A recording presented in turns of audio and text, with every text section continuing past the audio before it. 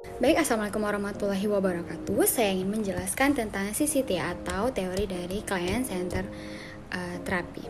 Ya, jadi CCT ini dipelopori oleh para ahli yang bernama Carl Roger. Jadi tokoh ini itu yang menciptakan pendekatan CCT ini.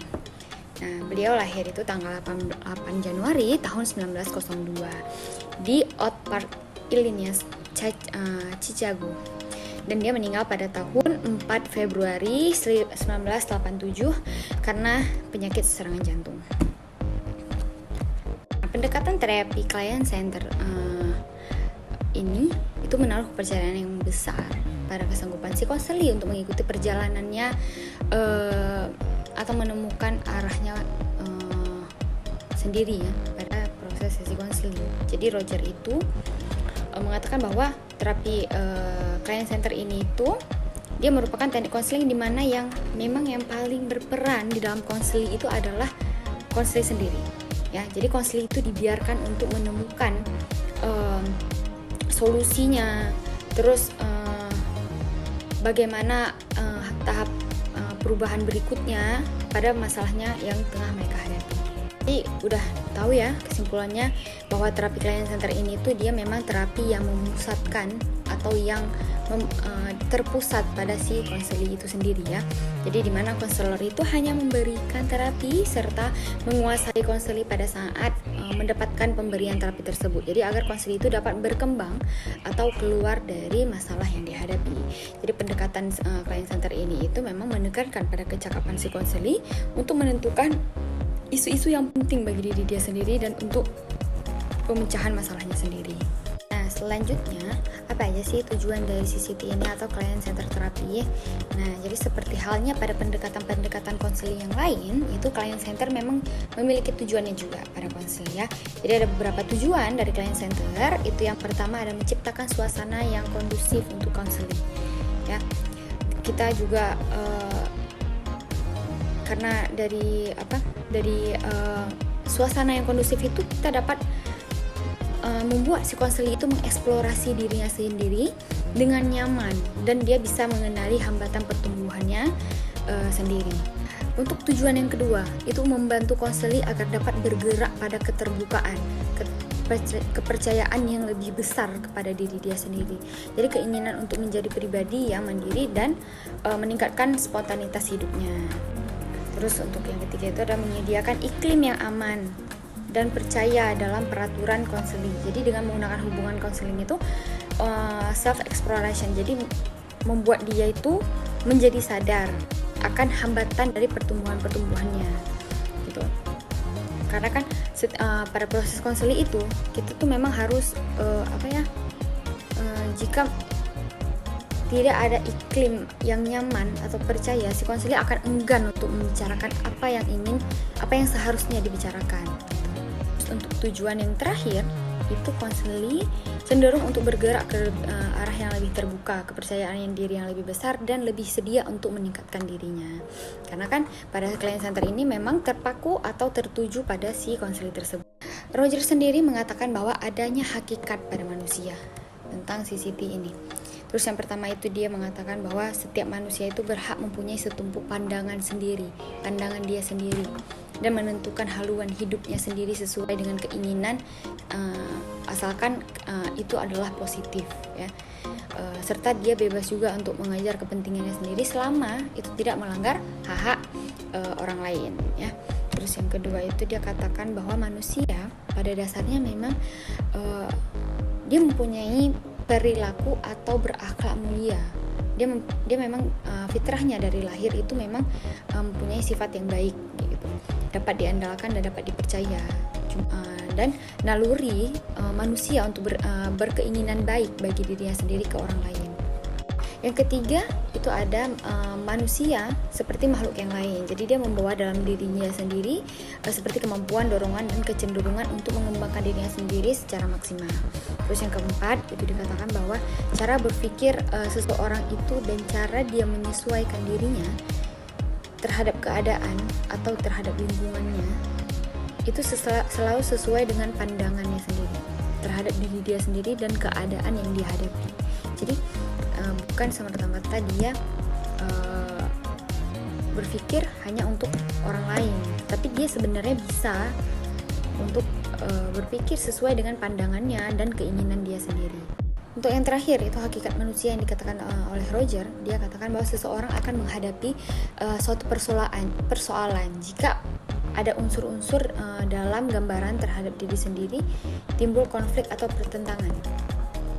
Dia akan maksudnya di sini adalah dia akan mengatasi masalahnya itu jika ada timbulnya konflik dan pertentangan, lebih-lebih di antara siapa saya sebenarnya dan saya harusnya menjadi orang yang bagaimana.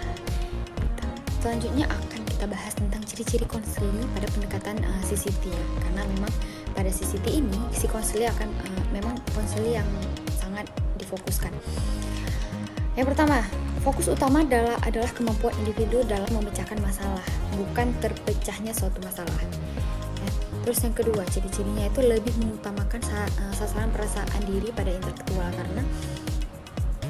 karena si konseling akan dia akan mencari solusinya dalam masalah itu dia sendiri. Terus yang ketiga itu adalah masa kini lebih banyak diperhatikan pada masa lalu. Karena di sini terfokus pada masa kini ya, bukan masa lalu.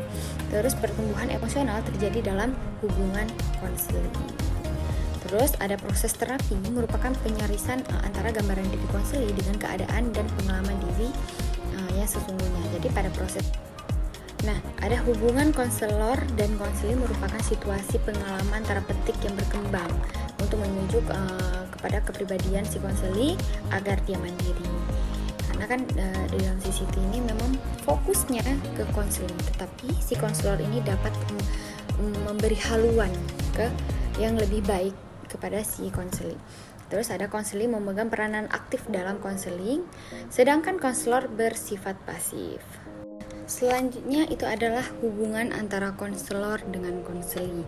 Nah, jadi Roger dalam Corey tahun 2009 dia katakan bahwa ada 6 kondisi di mana diberlakukannya untuk menciptakan hubungan antar keduanya dalam rangka menciptakan perubahan kepribadian, seperti ada 2 orang dalam konteks psikologis, yaitu si konselor dan konseling. Terus orang pertama disebut konseling, orang yang mengalami inkongruensi. Terus orang yang kedua itu disebut dengan konselor, adalah orang yang kongruens yang dapat mengaktualisasikan dirinya.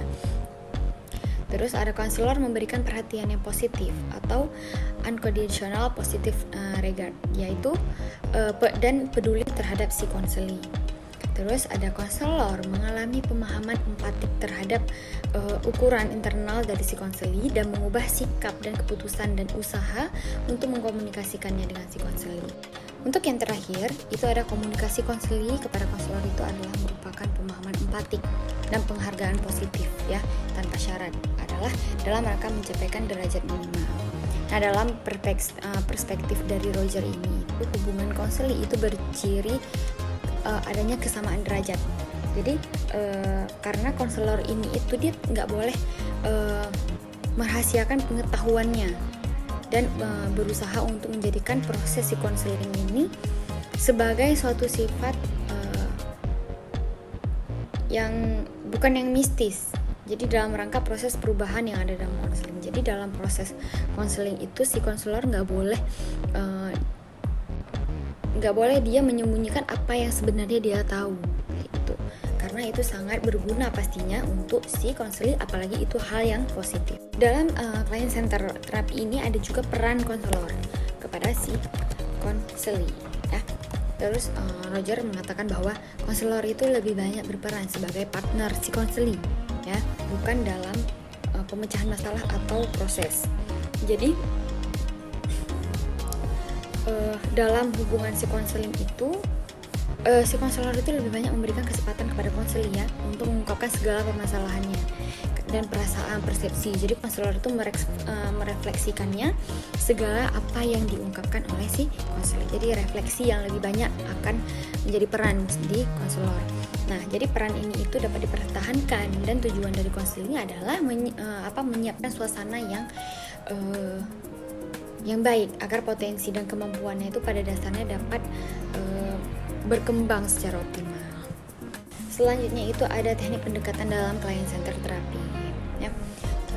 sini ada beberapa teknik. Yang pertama itu adalah konselor akan menciptakan suasana komunikasi antar pribadi yang merealisasikan segala kondisi. Jadi konselor harus dapat menciptakan suasana yang sangat kondusif ya, yang nyaman gitu, agar dia dapat mengetahui, dia dapat merefleksikan nanti perasaan-perasaan atau ungkapan yang akan diungkapkan oleh si konselor itu.